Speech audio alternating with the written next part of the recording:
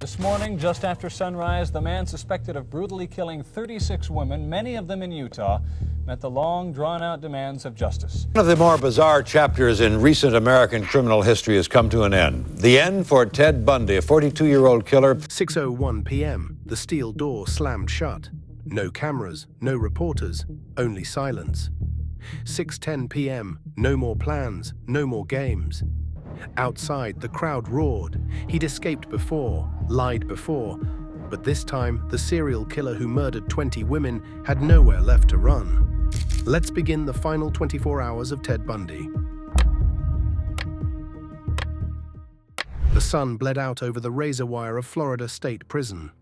Inside, Ted Bundy sat cross-legged on his bunk, silent, still, staring at the same concrete wall that had watched him for a decade. This day wasn't like the others. His death row cell, cold, windowless, and suffocating, had always been his world. But today, it felt like a coffin waiting to be sealed. The clock ticked steadily, each sound slicing through the silence. No guards spoke, no voices echoed down the corridor. Only the faint hum of the fluorescent lights and Bundy's slow, measured breathing filled the air. The tension deepened. Footsteps echoed in the hallway. Lawyers, wardens, reporters, all moving toward the inevitable. Bundy knew what they were here for. He'd seen it coming. He always had. His final appeals had been denied. But in Washington, D.C., two lawyers refused to give up. Polly Nelson and Jim Coleman were running out of time. Stacks of papers covered the table, appeals, motions, desperation. They fought for him, one more hearing, one more chance. They argued insanity, humanity, mercy, anything that could slow the clock. But the courts had stopped listening. The system was done playing Bundy's game. They weren't fighting for justice anymore. They were fighting for a few more hours of life. But the system Bundy had once manipulated so masterfully was finally ready to silence him. Polly's phone rang. It was the clerk from the 11th Circuit Court. Motion denied. She exhaled but didn't stop. Turning to Jim, she said quietly, "We still have the Supreme Court." They began drafting an emergency stay, a final appeal to stop the electric chair from powering on. Fingers flew over typewriters. Coffee cups went cold. Every word mattered now. There are no more motions, no more appeals. The decision came down. The US, the Supreme Court had spoken. No hearing, no mercy. Just a single word, denied. In that moment, every last hope collapsed. Bundy's lawyers, exhausted and pale, knew it was over. They had fought the system to the very end. But the system had finally closed its doors. Bundy isn't alone. From his cell, he can see the glow of a television 2 doors down. Another inmate watches the evening news, and there it is, his own face flickering across the screen. Ted Bundy to die at dawn. A headline 15 years in the making. He doesn't flinch. For years, Bundy controlled his narrative, charming, intelligent, detached. But now that mask begins to crack. When Lawrence speaks of forgiveness, Bundy's hands tremble. Guards switch shifts, keys jingle, boots echo down the corridor. In Bundy's cell, the air hangs heavy, disinfectant mixed with something darker. Surrender. He asks to see Reverend Fred Lawrence, the Methodist minister who has kept vigil outside his door for nights. When Lawrence enters, Bundy manages a faint, weary smile. They kneel and pray, their voices low, as if even faith must whisper here. Bundy stays awake, speaking softly with the Reverend.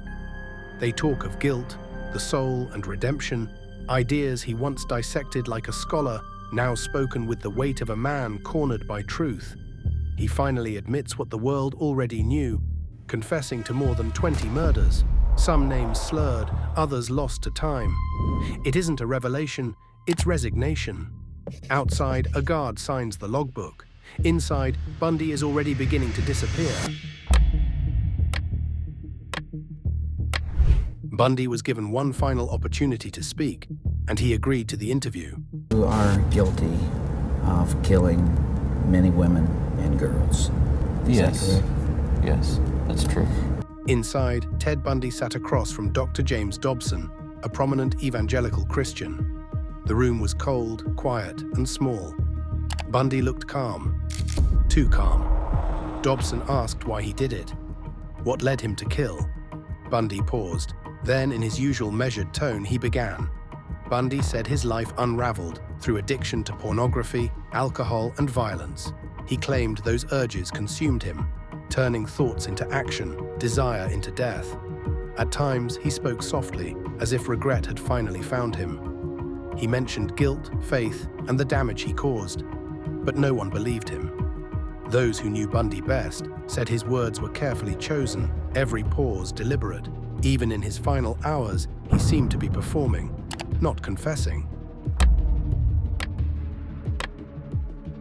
After the interview, Bundy was offered a special last meal, but he refused. Instead, he was served standard means like everyone else. Before dawn, a guard slid the tray through the slot. Medium rare eggs, over toast with butter, a small cup of milk, a glass of juice, and a packet of jelly. The food sat untouched. The eggs cooled on the plate. Bundy stared at it in silence, lost somewhere between the ticking clock and the humming lights. It wasn't hunger that haunted him. It was time, closing in, second by second, and this time there was no escape. The prison stirs again. Outside, a crowd swells, hundreds gathered beyond the gates.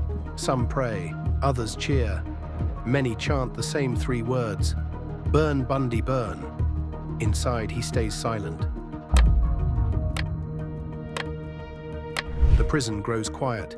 Inside, Bundy makes one last call to his mother, Louise Bundy. The conversation is short, tender. "I love you," she says. He pauses, then whispers, "I'm so sorry I've given you all such grief, but a part of me was hidden all the time." "You'll always be my precious son," she says. He doesn't cry until the line goes dead. Bundy lay on his bunk, eyes fixed on the cracked ceiling above. He spoke in a low voice, trading quiet words with the guards, trying to sound calm, even tossing out a weak joke or two. They offered him medication to help him sleep, but it did nothing. His mind wouldn't rest. The walls felt tighter with every passing hour. He turned, sighed, stared into the dark, haunted by what waited at sunrise. By dawn, his eyes were still open. He hadn't slept a minute. Guards begin the pre-execution protocol. Bundy showers, shaves. He dresses in a clean pale blue prison shirt, the same as every condemned man before him. In the mirror, he stares for a long time, straightening his collar. That reflection once deceived so many, handsome, articulate, harmless. Now it shows him the truth, a man out of masks. The death team arrives. 2 guards stand at his door, calm, practiced, detached. Bundy stands without resistance. His wrists are shackled. A leather strap fastens around his waist. He nods to the chaplain and whispers, "It's okay." Bundy walks the short corridor, the death walk, toward the electric chair. Behind the glass, witnesses gather. Some are victims' relatives, some are detectives who chased him for years. All of them are there for justice. He is seated in the chair, known as Old Sparky. Leather straps secure his body. A saline-soaked sponge is placed under the copper cap. The warden asks if he has any final words. Bundy's voice cracks. "Jim and Fred, I'd like you to give my love to my family and friends." Those are his last words. The switch is thrown. A surge of 2,000 volts courses through his body. Witnesses see his hands clench, his body arch, and smell the burn of fabric and ozone. 2 more surges follow. Dr. Frank Kilgo checks for a pulse. Time of death, 7:16 a.m. Lieutenant Don Davis steps forward. The sentence of the state of Florida versus Theodore Bundy has been carried out. Outside, a scarf waves at the prison gate, the signal. The crowd erupts in cheers, fireworks, and celebration. "Toast Ted," someone yells. Others shouted, "Burn, Bundy, burn!" as they banged on frying pans outside. Inside, smoke still lingers in the chamber. And just like that, the story that once captivated America ends. Not with another escape, but with silence. Hours later, Ted Bundy's body is cremated. His ashes are scattered across Washington's Cascade Mountains, the same wilderness where he buried his victims. No monument, no marker, just wind, ash, and the ghosts of the lives he destroyed. He charmed, deceived, and destroyed, hiding evil behind a smile. But in the end, the mask burned away, leaving only silence. Was justice served that morning in Florida? Or did Bundy still win, even in death? What do you think, justice or just the end of a nightmare? Share your thoughts below and subscribe for more Final Hour stories.